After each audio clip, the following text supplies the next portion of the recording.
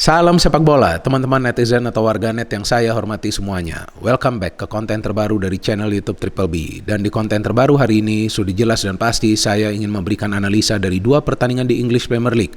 Yang pertama antara Leeds United versus Manchester United yang berakhir untuk kemenangan Manchester United dengan skor 0-2. Dan yang kedua antara Manchester City versus Aston Villa yang berakhir untuk kemenangan Manchester City dengan skor 3-1. Dengan kemenangan ini berarti dua klub asal kota Manchester, yakni Manchester City dan juga Manchester United, jarak dan juga selisih poinnya dengan Arsenal semakin tipis, teman-teman. Jadi untuk sementara ini selisih poin antara Manchester City dengan Arsenal adalah 3 poin dan selisih poin antara Manchester United dengan Arsenal adalah 5 poin. Artinya sekarang Arsenal is under pressure. Arsenal dalam tekanan, teman-teman, karena bukan saja Manchester City yang sedang mengejar mereka, tapi juga ada Manchester United. Memang seperti yang kita pahami bahwa target dari manajemen Manchester United bukan untuk menjadi juara musim ini. Tapi kalau bisa jadi juara, kenapa gak dikejar gelar juara tersebut, kan teman-teman? Apalagi sekarang kita sudah bisa melihat progres yang signifikan dari Manchester United sejak dilatih oleh Erik ten Hag.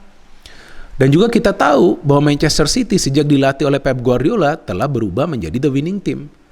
Kalaupun mereka kalah, maka mereka akan bisa bangkit di pertandingan selanjutnya. Dan saya memang ada membuat konten preview untuk dua pertandingan ini, kan teman-teman. Dan ternyata analisa atau juga prediksi yang saya jelaskan di konten tersebut benar.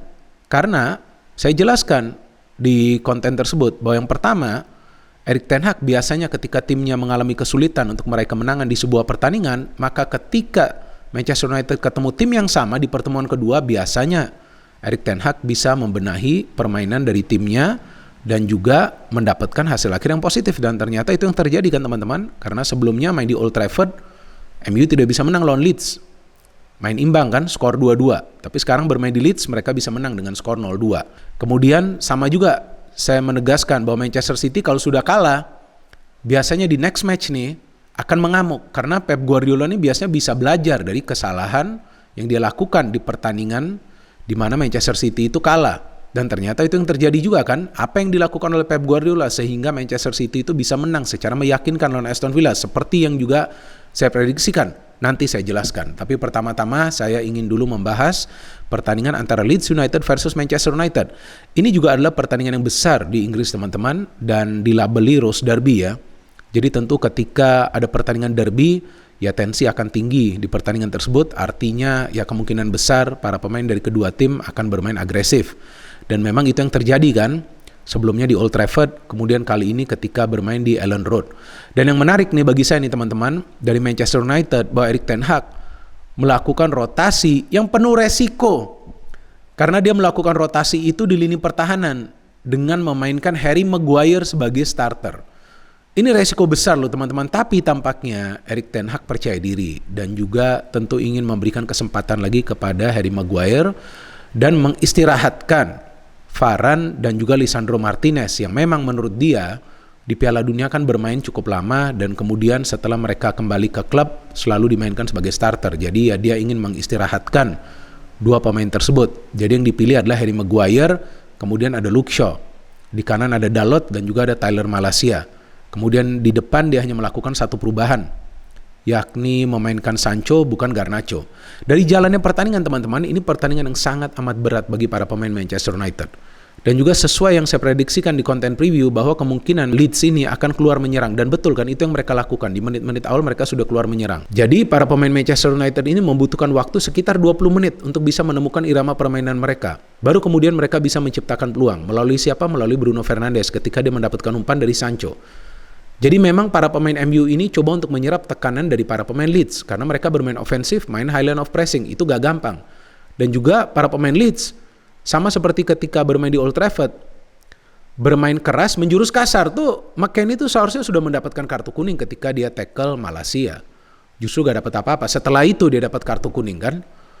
Nah jadi memang permainan keras seperti ini akan menyulitkan para pemain Manchester United. Tapi setelah mereka mendapatkan bentuk irama permainan mereka, nah baru kita lihat kan Bruno Fernandes berkali-kali mendapatkan peluang. Tapi sayang aja dia gak bisa finishing, kan. Dan sebaliknya Leeds juga mendapatkan peluang yang berbahaya. Itu dari Summerville ya, yang ketika ada long ball tuh masuk, wah hampir itu gol loh. Jadi De Gea juga formnya lagi bagus nih teman-teman ya. Kalau bukan De Gea nih, feeling saya udah jebol duluan nih gawang dari MU nih di babak pertama nih. Dan juga Harry Maguire tidak banyak melakukan kesalahan kan. Kalau dari catatan saya dia cuma melakukan satu kesalahan. Ketika dia coba passing ke belakang, ternyata bisa di-press oleh Harrison dan bola diambil, tapi dia kemudian bisa recover bola tersebut. Jadi sangat penting ketika sudah melakukan kesalahan, ya bertanggung jawab lah. Cuman memang serem juga sih melihat Harry Maguire bermain di belakang. But it's okay, paling tidak ya dia sekarang mulai diberikan kesempatan ya oleh Erik ten Hag. Padahal ini kan pertandingan yang berat tentunya bagi Manchester United dan juga pertandingan yang penting yang perlu mereka menangkan jika mereka ingin menyelesaikan musim ini dengan berada di top 4 zone. Jadi ketika Newcastle dan juga Tottenham Hotspur tidak bisa menang, maka tentu mereka akan coba untuk meraih kemenangan. Dan memang kita melihat bahwa salah satu strategi dari Erik ten Hag di pertandingan ini adalah build up dengan sabar. Meskipun itu gak gampang karena di-press terus para pemain Manchester United. Jadi yang perlu dia lakukan adalah memainkan pemain yang lebih agresif lagi. Dan itu dia lakukan di babak kedua kan teman-teman, ketika dia melakukan pergantian pemain. Sancho ditarik keluar, Sancho sebenarnya gak buruk permainannya. Dia memberikan satu key pass itu kepada Bruno ya, tapi dia terlalu soft. Jadi ketika dia terlalu soft ya tentu dia sulit keluar kawalan dari para pemain Leeds United. Maka itu yang dimainkan adalah Garnacho yang masih muda, tenaga luar biasa, kemudian agresif, baru berusia 18 tahun loh pemain ini kan. Dan saya pernah membuat konten tentang Garnacho yang saya jelaskan ini calon bintang dari Manchester United. Ya, jadi hati-hatilah pemain-pemain tim lawan ini calon bintang dari Manchester United, tergantung dari Erik ten Hag sekarang bagaimana caranya dia bisa memoles pemain ini.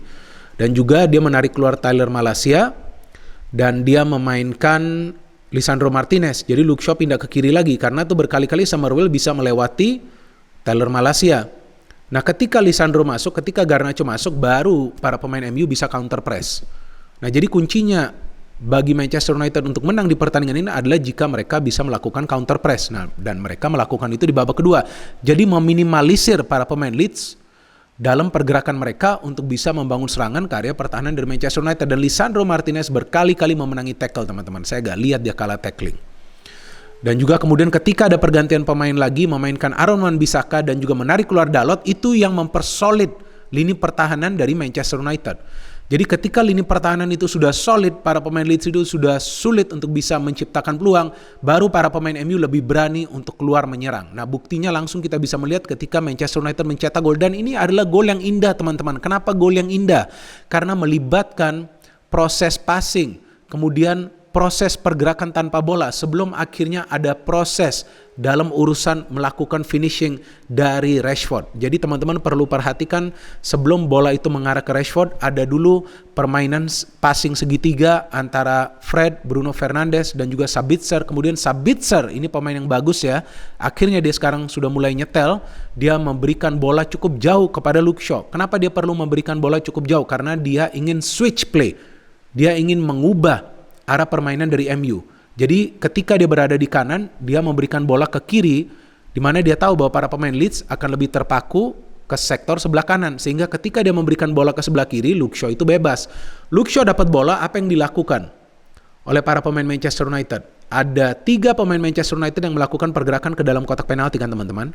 Dan sebetulnya yang memang paling ideal menerima umpan dari Shaw ini adalah Rashford, karena dia berdiri ke tengah. Atau dia berdiri paling tengah.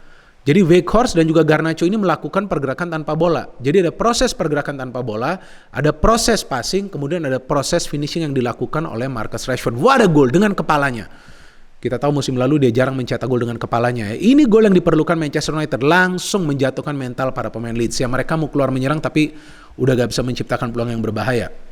Sebelum akhirnya para pemain Manchester United yang bisa melakukan counter press. Nah, akhirnya mereka melakukan counter press di tengah. Kalau nggak salah itu Fred yang bisa mengambil bola tersebut. Kombinasi passing lagi antara Fred, Weghorst dan juga Garnacho. Sebelum Weghorst memberikan bola kepada Garnacho, dan Garnacho what a finish. Berani dia melakukan pergerakan penetrasi. Bisa saja dia passing ke Bruno, tapi pemain ini tampaknya ingin membuktikan kritikan yang diberikan kepada dia itu salah, sehingga dia capping. Kemudian dia shooting dan dia bisa menjebol gawang dari Mailer dan membawa Manchester United meraih kemenangan. Setelah itu Manchester United mendapatkan beberapa peluang dan mereka sebetulnya sudah mencetak gol, tapi memang dianulir karena sudah offside ya. Jadi secara keseluruhan kita bisa melihat bahwa para pemain Manchester United performanya jauh lebih baik musim ini teman-teman, dan juga lini pertahanan mereka jauh lebih solid. Buktinya apa? Buktinya adalah fakta bahwa setelah 23 pertandingan Manchester United musim ini telah mencatat 9 clean sheet, sedangkan musim lalu secara keseluruhan mereka hanya mencatat 8 clean sheet. Ngeri banget ya. So the progress is real under Erik ten Hag, teman-teman. Bahaya ini tim sekarang nih ya. And now to the second match antara Manchester City versus Aston Villa. Seperti yang saya jelaskan di konten preview untuk pertandingan ini, ya Manchester City akan bisa menang secara meyakinkan, karena biasanya kalau udah kalah mereka akan mengamuk, dan tentu Pep Guardiola kalau sudah melakukan sebuah kesalahan di pertandingan yang timnya kalah atau juga tidak bisa meraih kemenangan akan membenahinya seperti yang dilakukan di pertandingan ini. Kenapa? Karena kali ini dia langsung memainkan Gundogan dan juga De Bruyne, itu sangat penting, dan juga Rodri yang ditaruh ke posisi yang lebih ofensif. Maka itu secara keseluruhan para pemain Manchester City bisa melepaskan total ya 17 percobaan ke arah gawang dari Aston Villa. Itu jumlah yang sangat amat banyak, teman-teman. Dan Aston Villa sebetulnya gak bermain bertahan secara dalam, mereka juga berani bermain terbuka. Itulah yang membuka pertahanan mereka, karena mereka berani memainkan garis pertahanan yang tinggi. Jadi para pemain Manchester City memilih memberikan umpan-umpan terobosan karena para pemain Aston Villa keluar cukup tinggi dari pertahanan mereka. Dan itu berhasil mereka lakukan, meskipun gol pertama adalah dari corner kan. Rodri bagus banget tuh, lepas kawalan dari pemain Aston Villa sehingga bisa membuka gol ya di menit-menit awal. Itu sangat penting, jadi memberikan confidence kepada para pemain City. Kemudian apa yang mereka lakukan? Seperti yang saya jelaskan, jangan terlalu lama main ball possession. Jadi lihat saja mereka tik-tak, tiki-taka ya, tiki-taka gitu. Ya, 1-2 kali passing langsung memberikan bola ke depan dengan mengandalkan umpan terobosan. Maka itu kemudian kita lihat ada peran dari Erling Haaland yang setelah back dari Aston Villa itu coba untuk melakukan halauan tapi gagal, dan kemudian Erling Haaland bisa memberikan umpan kepada Gundogan yang mencetak gol. Dan Gundogan ini memang perannya bagus banget ya, dia bisa come from behind ya, tiba-tiba muncul dari sudut yang tidak terlihat untuk mendapatkan peluang atau juga mencetak gol.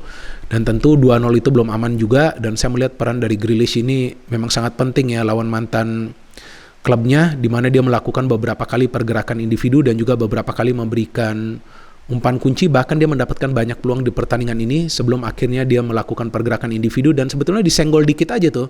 Tapi inilah kepintaran dari Grealish, disenggol dikit pasti kemungkinan besar dia akan jatuh, dan ketika dia jatuh wasit memberikan penalti and Riyad Mahrez can score from the penalty spot. Haaland memang gak bermain full, mungkin juga dia gak 100% fit ya akhirnya di babak kedua ya, sehingga dia diganti. Dan saya melihat Alvarez juga beberapa kali hampir mencetak gol, dan juga Grealish kita melihat kali ini bermain lebih kreatif lagi karena dia tidak terlalu lama menguasai bola. Seperti yang saya jelaskan sebelumnya bahwa Grealish ini memang sayang bola, tapi kalau sayang bola ya oper lah itu bola ke rekan kamu, dan beberapa kali dia lakukan itu dengan baik. So Aston Villa memang bisa mencetak 1 gol ya, tapi secara keseluruhan yang saya lihat mereka cuma mendapatkan 2 peluang berbahaya. Itu gol, dan kemudian ada peluang lagi dari Coutinho ya, yang hampir saja menjebol gawang dari Ederson. Jadi seperti yang juga saya jelaskan, Aston Villa ini sebetulnya kipernya bagus. Karena begitu banyak percobaan dari para pemain City, sekitar 9 peluang emas dan juga 17 total percobaan ke gawang dari Martinez, tapi mereka hanya bisa mencetak 3 gol. Memang kipernya Aston Villa ini, Martinez ini bagus. Cuman pertahanannya ini kropos, maka itu para pemain City bisa menciptakan banyak peluang. So this was an easy win for Manchester City. Kalau saya melihatnya sih ini kemenangan yang mudah banget bagi Manchester City. Karena para pemain mereka menguasai jalannya pertandingan, mereka bisa menciptakan peluang, tapi juga kali ini mereka bisa melakukan finishing. Itu yang sangat amat penting, teman-teman. So semakin seru Liga Inggris musim ini karena bukan saja Arsenal, ada Manchester City dan juga ada Manchester United. Yang 3 tim ini sama-sama punya peluang untuk menjadi juara musim ini. Bahaya bagi Arsenal, sekarang mulai ada harapan bagi Manchester United, dan tentunya Manchester City tidak akan tinggal diam. Mereka akan coba untuk mempertahankan gelar Liga Premier Inggris. Ngeri-ngeri sedap nih nanti pertandingan antara Arsenal versus Manchester City ya teman-teman. Tentu itu akan merupakan pertandingan yang dahsyat dan juga seru. Masih lemes saya karena Arsenal gagal menang, dan ternyata 2 klub asal kota Manchester meraih kemenangan. No hate, no politics, only football. Salam sepak bola. Lemas.